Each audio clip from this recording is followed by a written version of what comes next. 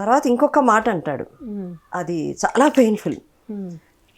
పిల్లలు పుట్టేంత వరకే వాళ్ళు, ఆ తర్వాత నువ్వు పితృ సమానుడు అను, వాళ్ళని పితృ సమానంగా భావించు అంటాడు. వచ్చిన వాళ్ళని. అది అది నన్ను బ్లాస్ట్ చేసింది.